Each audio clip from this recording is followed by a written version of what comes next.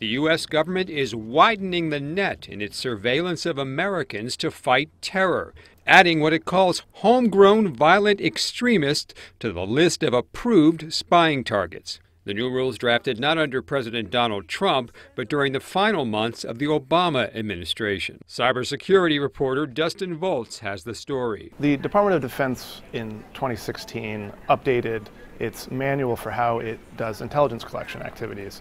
And within that was an update to counterintelligence procedures to, in some cases, collect information about Americans. The increased surveillance allows the collection of information about American suspects even without a specific connection to foreign extremists. This is different because previously, under the earlier Defense Department manual, it said that you needed evidence that there was a specific tie to a foreign terrorist group or a foreign power in order to conduct information collection. The new procedures are detailed in a series of training slides seen by Reuters from the Air Force Office of Special Investigations, which were provided to Human Rights Watch under the Freedom of Information Act. The slides list the recent deadly shooting attacks in San Bernardino and Orlando as examples. Your direct tie to one of these foreign terrorist groups. The Defense Department told Reuters that this is something that if electronic surveillance is involved, the federal surveillance laws and protections would still apply, meaning a judge would still have to get a warrant if it was being used against a U.S. citizen. Privacy and civil liberties advocates say they're alarmed by the increased number of U.S. citizens who could face observation under the new guidelines,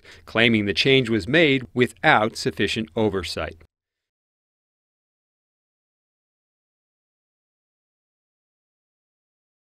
Exclusive, U.S. widens surveillance to include homegrown violent extremists, documents. Dustin Volz. 7 minutes read. Washington, Reuters, the U.S. government has broadened an interpretation of which citizens can be subject to physical or digital surveillance to include homegrown violent extremists, according to official documents seen by Reuters.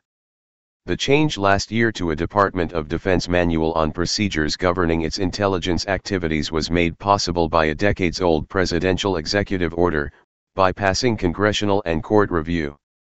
The new manual, released in August 2016, now permits the collection of information about Americans for counterintelligence purposes when no specific connection to foreign terrorists has been established, according to training slides created last year by the Air Force Office of Special Investigations, AFOSI.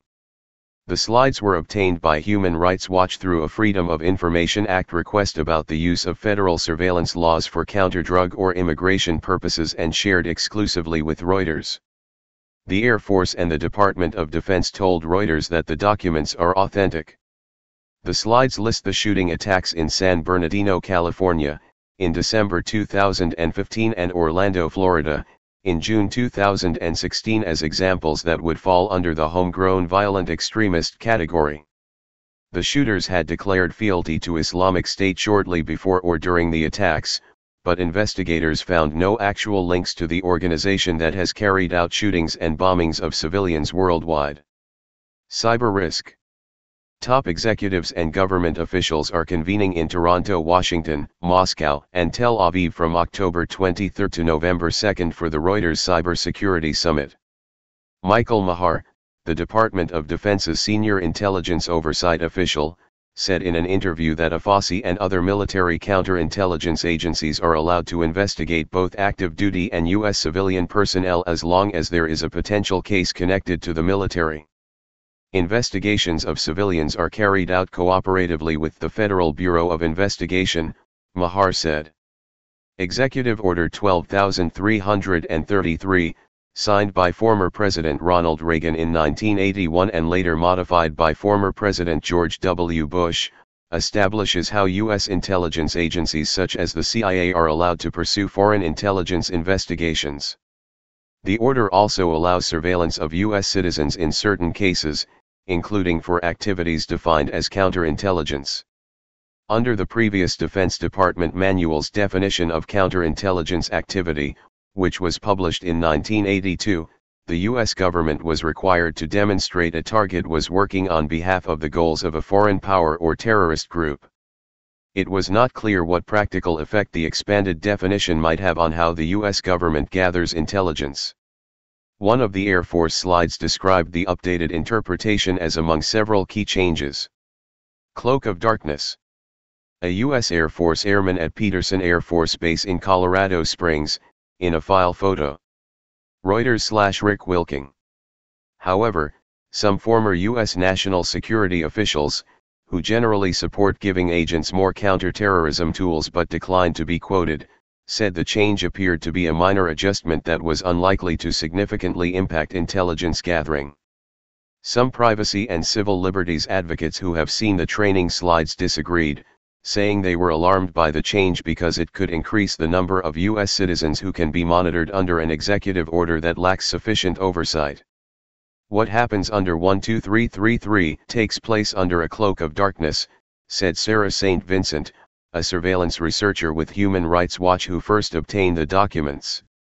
We have enormous programs potentially affecting people in the United States and abroad, and we would never know about these changes without the documents, she said. The National Security Act, a federal law adopted 70 years ago, states that Congress must be kept informed about significant intelligence activities. But the law leaves the interpretation of that to the executive branch. The updated interpretation was motivated by recognition that some people who may pose a security threat do not have specific ties to a group such as Islamic State or Boko Haram, Mahar at the Defense Department said. The internet and social media has made it easier for terrorist groups to radicalize followers without establishing direct contact, Mahar said. We felt that we needed the flexibility to target those individuals, he said. In August 2016, during the final months of former President Barack Obama's administration, a Pentagon press release announced that the department had updated its intelligence collecting procedures, but it made no specific reference to homegrown violent extremists. The revision was signed off by the Department of Justice's senior leadership, including the Attorney General, and reviewed by the Privacy and Civil Liberties Oversight Board, a government privacy watchdog. Mahar said that homegrown violent extremist, while listed in the Air Force training slide, is not an official phrase used by the Defense Department. It does not have a specific list of traits or behaviors that would qualify someone for monitoring under the new definition, Mahar said.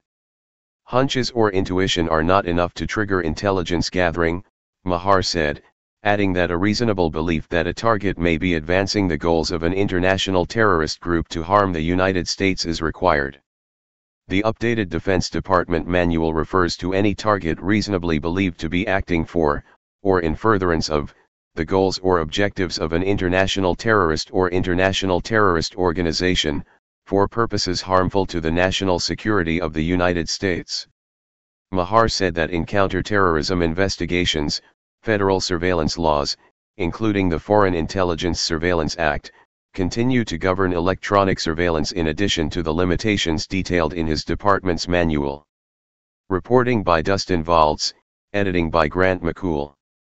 Our standards: the Thomson Reuters Trust Principles.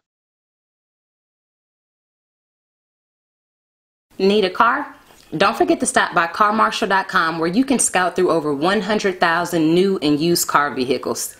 Take a look around.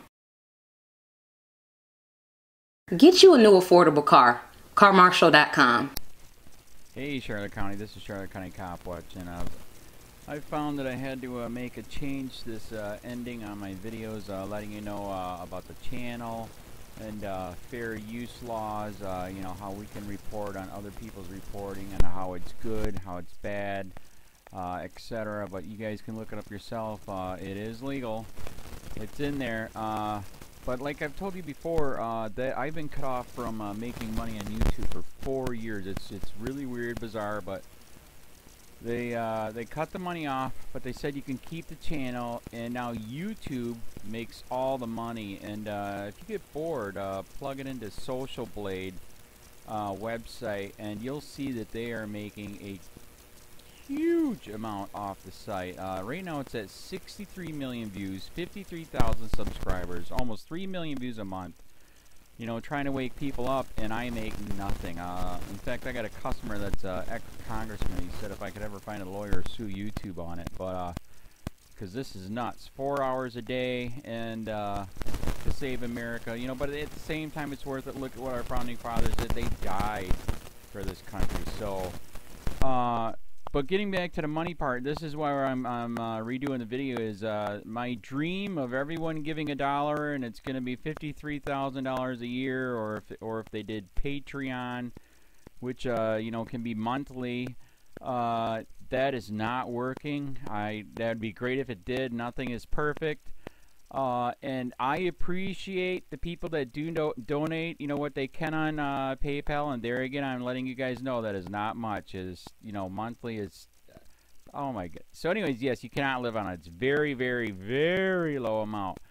But the dollar things, I do appreciate that. But when I first said everybody give $1, that's not working. I'm just I'm just letting you guys know it's, yeah, that dream. Everybody gives $1. 53,000 subscribers, it's not working. So yes, if you can give more than that, you know, I appreciate it. Like I said, you know, I'm in a unique situation where, you know what, we're already debt free, and I'm not rich, but with the little business that we have, I am able to do what I am able to do 45 hours a day, you know, letting you guys know what's going on. In 4 years, I've did the whole thing myself. 12,000 videos on there. I literally get emails where people are like, holy crap, I never knew it was this bad. And it is this bad, and it's getting worse every day because we have the internet, we have cell phones, we have cameras everywhere now, and it's just disgusting what's going on. And then, as you guys know too, now we got Trump, we got Jeff Sessions doing a war on drugs, and now he wants to go after the forfeiture laws again. It's just unfreaking real. So if you can give more than that dream of everybody giving $1, yeah, that old video, that's not working. They're not, they're just not. So anyways, if you can give more than that dream is not working. Hardly anybody is giving. There you go. So that's why I'm remaking the video. If you can give more than that, that would be great. And there again, like I said, the Patreon's there. There is some people on there that are starting to give, but there again, it's very, very low. And like I said, I don't want to get rich off of that. I'm going to keep doing what I'm doing because, you know, it's still so stinking corrupt. It's not even funny. My court case that I'm going to be paying out of my pocket myself with Charlotte County's coming up. They illegally looked me up and then posted all my information on LEOAFFAIRS website. They basically doxed me, however you want to say that. I forget what the word is, and they outed me, man. And that information on that site went out to 500 sheriffs, deputies, people that work at the jail, etc., etc., etc. So yeah, it is very, very scary, but we're going to do a federal case, 1983 case, violating freedom of speech. We have 17 cameras in the house now. We got 2 cameras in the car. I always carry a camera plus a cell phone. A lot of people are highly recommending I get a vest now. If I could, if the wife would let me, I would run for sheriff. We are trying to push the thing nationwide right now. Where just to mix it up and to get the topics out there is register to run for sheriff, NPA, no party affiliation, as a write-in, and that is completely free, and you can participate in the elections. And there's a lot of stuff. We got a guy, James McLinnis in Pinellas County, Tampa, who almost won. He experienced the corruption himself. The story is unbelievable. Look him up. It's mind-blowing what they did. It pissed him off. He is very, very smart. He has way more money than I did. He ran for sheriff at the last 3 months last year in 2016 and almost won. He got all of the black vote.